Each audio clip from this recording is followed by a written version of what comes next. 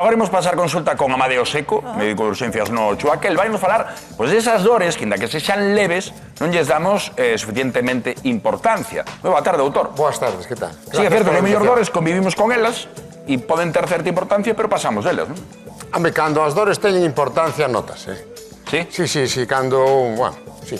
Temos todos moitas dores de moitos tipos, pero cando son importantes habitualmente notas, a xente vai ao médico. Bueno, pero moitas veces acontece iso, doutor, cando son dores incapacitantes, pero tamén tendemos a normalizar certas molestias crónicas prácticamente, non darlle o mellor a importancia que teñen e entendemos que, como moitas veces nos dis neste plató, as dores son un aviso do teu corpo de que algo non anda ben. Efectivamente, non se pode... Claro, ignorar. Non se pode ignorar. Hai que vixiar, saber que, ir ao médico, saber o que é, despois tratalo.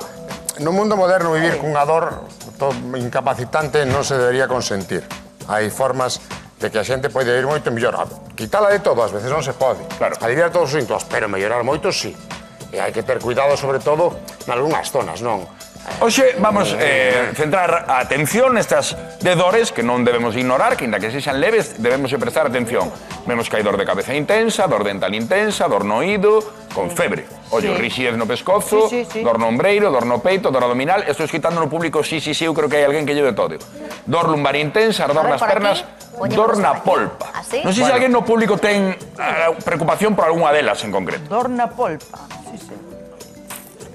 Marcos, hai alguén no público que queira preguntar sobre Hai algunha xente dor? no público, hai xente, estábamos aquí... Hai unha muller que di que lle do de todo. Que lle de todo, pero aquí teño a Olga, que tamén está aquí con... Bueno, eu agora porque estou tratada, porque teño a tensión alta, pero si antes de haberme tratado, o dolor a veces, pois, quizá era puntiagudo no peito, non? Dor no peito. Sí. Puntiagudo. E dolor de cabeza. Por exemplo, a tensión alta, sí, que ahora me dou conta de que me doi a cabeza. Cando me doi moito a cabeza, si tomo por o pulsómetro este que... É un síntoma claro, a cefalea de ter a tensión alta, habitualmente. Hai que dar en conta unha cousa. A elevación da tensión é un reactante a calqueira cadro de dor. Se un ten moita dor, vaille subir a tensión. Pero na xente que é hipertensa, como ela, Sí, se agora lle sube a estou tensión, tratada, dor de cabeza, Sí, mareos, sí, a veces sí. dor do peito, que pode simular incluso unha cardiopatía isquémica, así un dor que apreta, que non deixa respirar, bueno... Sí, porque é unha cardiopatía hipertensiva. Claro, falamos da dor no peito, moitas veces dixemos aquí que moito ollo con isto, porque pode ser sintomatoloxía de que podemos estar sufrindo un infarto, pero ese sí que se nota que é unha cousa terrible, unha dor moi intensa, como un peso aquí que atravesa ou sube o pescozo, non pode respirar, súas, bueno, ese é difícil de obviar, ¿no? Vale. Pero bueno, no caso de Olga, que nos estaba comentando, dores de cabeza recorrentes, molestias no peito, non só hai que paliar esa sintomatoloxía, senón, doutor, saber de onde ven. Claro, sobre todo saber de que onde é tratar o proceso de base, porque no seu caso que a tensión, se temos unhas islas de tensións normais, non lle vai doer nada, vai facer vida normal, hai que controlala ben, claro. Eu destas, hai unha que a dor de cabeza intensa hai que ter moito cuidado, xa por si soa, a dor de cabeza intensa hai que ir consultar, cando un lle estou para a cabeza que vaya sempre o médico, e se encima ten fiebre, que a fiebre da dor de cabeza, fiebre, cefalea, hai que ir ao médico sempre. Ok. Miralo. Eso hai que miralo. As oitas, bueno, pois mira, eu que sei, que queres que che conte? Rixidez no pescozo, eso está moi relacionado coa cefalea e a fiebre tamén, non? Porque sería o síntoma dunha meningite, pero eso é unha cousa bastante infrecuente, un diagnóstico non... E a dor abdominal, doutor, que é algo que moitas veces temos molestias, pero sempre vencellamos a... O 90% son banais. Cando temos que ver esa alarma para acudir ao doutor se temos molestias abdominais? Cando unha dor fai que non te podes aguantar, non paras de vomitar ou tes fiebre. A fiebre é un síntoma de que as cousas non van ben no organismo sempre. Se un ten calquera tipo de dor con fiebre, hai que ir ao médico. A dor abdominal, sobre todo, se vomitas todo, se te posa amarelo, claro, e se todo o mundo ten na casa un paracetamol, un ibuprofeno, tomas un, non calma, vai consultar, claro. Vale. Pero todo con fiebre, fiebre e vómitos. Chame moita atención dor lumbar intensa, porque eu creo que as persoas que non vamos cumplindo certos anos xa nos doe a lumbar eso é intrínseco á sempre. idade, sí. Vale. Digo eu por propia experiencia, intrínseco á idade, que vayan dos cadrís, non hai remedio. Pero cando nos debe preocupar, cando non debemos ignorar esta dor? Bueno, pois cando un nota formigueos intensos na perna ou que perde forza na perna, que non camiña ben, ou se lle escapa a orina. Eses son síntomas de alarma, sí. Pero sobre todo, que se lle durma unha perna ou que non note que non ten forza, que non finca ben o pé. Eso aí hai que empezar a preocuparse. serían os 3 síntomas de alarma máis claros dunha dor dunha lumbalxa, no? Que lumbalxa vamos ter todos. Todos. Vale. Por H ou por B, por idade, por traballo tamén, que hai... É un exercicio postural. Ninguén fai isto. Xa. Todo o mundo facemos isto. Que estamos facendo? Cargando. Despois, se fortalecemos a musculatura do abdome, vamos a aliviar as lumbares, bueno... Pero eso vamos a ter Pero xa hai todos que na vida. facer ejercicio e xa... Si, é que un pouco de exercicio na vida non é malo, Non un é pouco, malo, tampouco tampouco. excesivo, non? Tampouco hai que correr Tampouco hai que maratons. chegar ao nivel do Está dicindo rapaz aquí antes, que as costas moitas veces é por traballar, verdad? Que a mellor é malo. Pero é malísimo. Malísimo. Cando vas Hombre, a o echar, traballo- botar o as traballo é malo, patatas, botar sabémolo as todo cebollas. desde novos, Cando te pero- levantas, como estás? Jodido da espalda. Jorobado, verdad? Sí, ela dixo outra palabra, pero sí. Xa, Sí, xa, claro. entendémolo ben. Entendímolo Pero é así. perfectamente. Cando É así. traballas moito, acabas... Si, home, o traballo. Os Traballo traballos de mata. cargar pesos, de tal, bueno, Por son nós, é un malos. traballo moi duro, é normal. Sí, sí. Bueno, bastante máis Juan é do moi que a duro, xente se un cree. Entendía.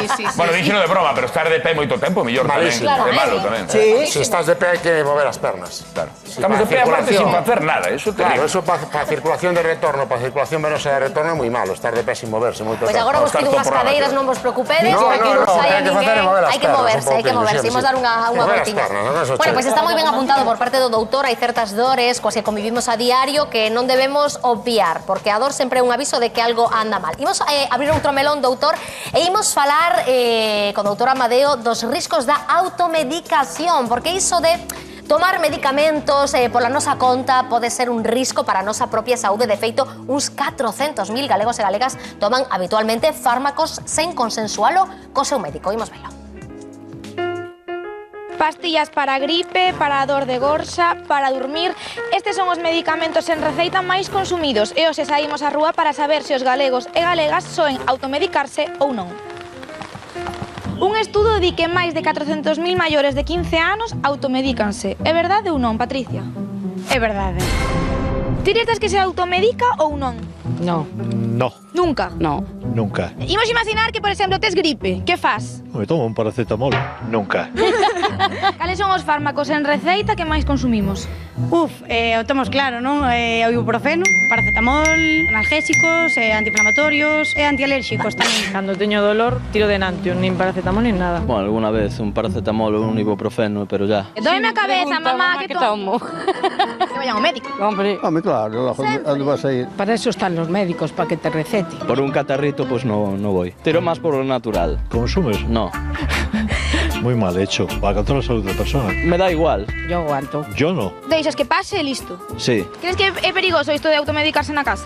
Sí, no es bueno. Lógicamente no. Se temos algún dolor, ás veces o toman, e de feito aí veñen os problemas. Lo que me va bien a mí igual no te va bien a ti. Cada uno a su manera. Non todos somos médicos. Exactamente.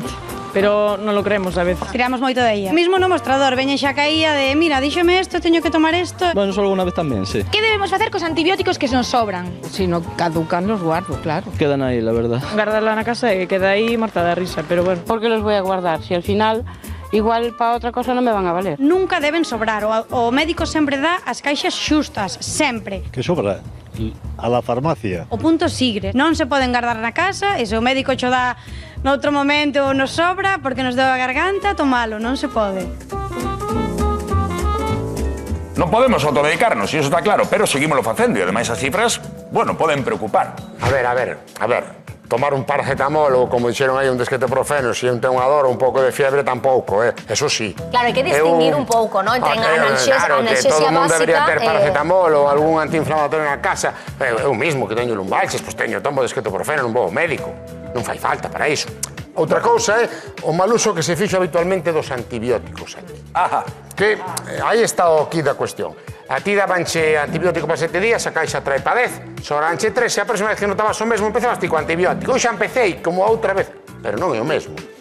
Toma, os antibióticos... Primeiro, porque moitas veces o antibiótico vai ás bacterias, e moitas veces o que temos non ten nada que ver con as bacterias. Primeiro, non ten nada que ver. Segundo, que os ciclos de antibióticos hai que tomarlos os días indicados. Terceiro, que se non se completan os ciclos ou se toman aleatoriamente, o que se fai é aumentar as resistencias bacterianas. Entón, os antibióticos a futuro non van facer moito efecto. É o grande desafío da medicina futuro, non? A resistencia bacteriana que xa se está cobrando moitísimas vidas. Terrible.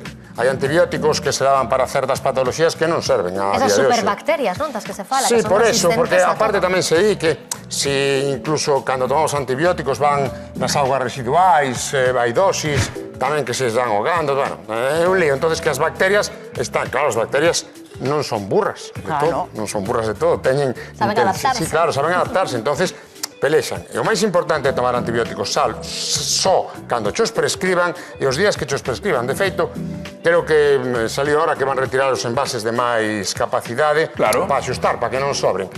Eu creo que era moito mellor facer o que se fai noutros países, por exemplo, no Reino Unido, que para 5 días, 10 pastillas na farmacia, máis unha 11 por se cae alguna. Acabou. Punto. Agora que se van reducir os antibióticos, son os envases de moita... Sí, os de 30 e 40 comprimidos van deixar de facelos en algún outro antibióticos de 21 para pasar a 14, porque claro, son 7 días o tratamento, entonces... E axudará esa medida, doutor? Sí. Sí. Sí. Outra cosa moi importante, se lle din a un que tome un antibiótico 7 días, se o cuarto día está como Dios, que o tome os 7 días. Que tome 7 días, verdad? Que porque eso sí que se fai tamén, claro, deixar o tratamento, non? E se nos esquecemos do da noite, por exemplo? Pois tomámoslo ao día seguinte, perder unha dosis non pasa nada e finalizamos igual o tratamento. Vale, pero non cambiamos horarios, que se non tomei da noite, sigo tomando da mañá. Non pasa nada, mañá e noite, pero estoy... Durme tranquilo. Pero por que cando xa melloramos é preciso seguir tomando a medicación? Porque hai que matar a bacteria. Claro. Podemos atoparnos mellor, pero que resista a bacteria. En términos así, para que hai que matar a bacteria. Non hai que dormila, hai que matala, para que non transmita o seu coñecemento do antibiótico. Tamén pasa moitas veces, Amadeo, a min polo menos te me pasa. Que pasa? Que tes unha receita dun antibiótico, vas coller o antibiótico á farmacia e non chegan para todo o ciclo que tes. Sí, que hai unha presentación de 20 que che dicen unha cada 8 horas, 7 días son 20. Pero eso non contribúe tampouco que non almacenemos antibiótico na casa, porque coller outra caixa máis. Pero que non hai que facer eso, hai que dicirlle 6 días. De feito, a maior parte dos tratamentos acurtaronse ahora. Os que eran de días a 7, os de 7 a 5, incluso algúns de 3. Viuse que con esas dosificacións de menos días tamén se erradica a enfermidade. E así que falamos dos riscos de automedicarse, eu, mentre escoitábamos a rúa, que nos fixou gracia en moitas contestacións, decía, é que tamén hai moita xente que aguantador, e non me podo automedicar, non podo tomar un paracetamol, non podo tomar... Que si tomo ahora, despois, cando necesite, non me vai facer efecto, bueno, todas estas cosas. Que facemos con esa xente? Tomar, que tomen, pero por que teñen que sufrir? Que isto é absurdo. Pois eu son desa idea, eu son esa persona. Tú eres de non tomar nada? Eu non tomo nunca nada. Así está, ves? Pois eu do contrario, todo o contrario, cando teño unha molestia... Non tomo nada. Depende do que che doi ao pé.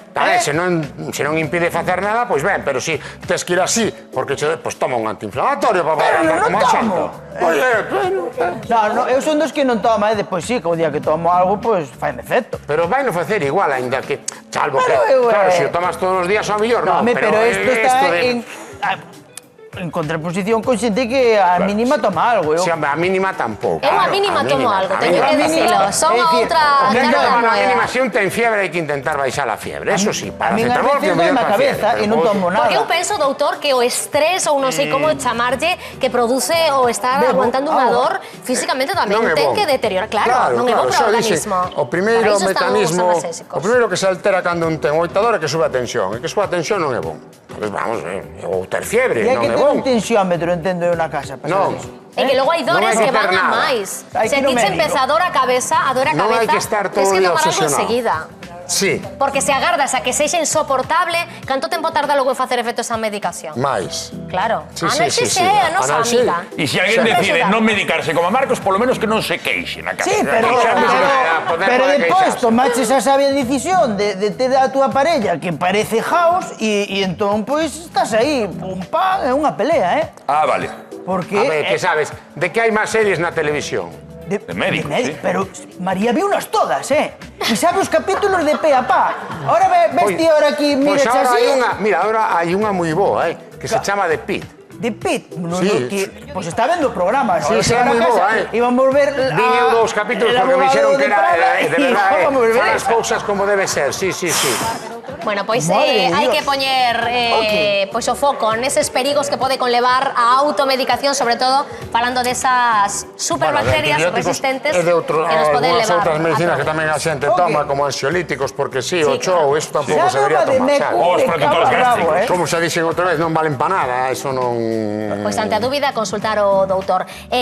Amadeo, temos agora que facernos eco dunha tristísima noticia. Unha nena de tan só 11 anos que faleceu en Ourense, no Chúo, a causa dunha unha posible infección por meningite. Eu creo que está confirmado que sí que foi. Xa está confirmado, efectivamente. Os estudios serolóxicos confirmaron que foi unha meningite. Unha desgracia. Algo pouco común, xa se activou o protocolo, por suposto, xa se puxeron en contacto con esas 104 persoas coas que tivo máis relación nos últimos tempos. Entendo que para poñeros tamén en tratamento quimioprofilaxis, sí. Taxeles unha preventivo. quimioprofilaxis, sí. Para intentar prever que desenvolvan a infección. Bueno, e a colación desta traxedia sí que hai que destacar que dende este 4 de maio, dende hoxe precisamente, a nosa Galicia será a primeira comunidade que vai facer un reforzo desa vacina da meningite aos 12 anos, penso que nos cativos, non? Ata o momento en que edades se estaba poñendo? Aos 2, 4, 12 meses a meningite B, aos 4 meses e aos 12 meses a conxugada AEC. Bueno, hai que dicir unha cousa, en vacinas o Sergas é líder, é o líder, o sea, sempre somos os primeiros en poñer as vacinas todas. A do neumococo, a do virus respiratorio sincitial. Ahora, isto faise porque parece ser que o maior nicho de portadores da bacteria está nos adolescentes. Entonces, pois, para reforzar e evitar contagios, vai ser o reforzo que estamos. Ten importancia, non, este reforzo? Aconsellan todas as guías científicas, sociedades científicas, ahora o recordo, o primeiro o Sergas, pero volvo a repetir, en tema vacinación, imos a cabeza. E pedirlle a xente, o maior avance da historia da humanidade poden chegar á lúa, poden facer o que lles dé a gana, son as vacinas. Non hai nada máis. Erradican enfermidades, evitan mortes, é o maior avance. Por favor, que todo o mundo vacine os nenos, por favor. Porque un dos problemas é que ahora hai xente que non vacina. Despois, e iso xa está mal. E despois, claro, ven xente de fora que non está vacinada e tardamos un tempo en poñelos... Porque veñen e vacínanse tamén. Porque é o maior avance da historia da humanidade, sin dúbida.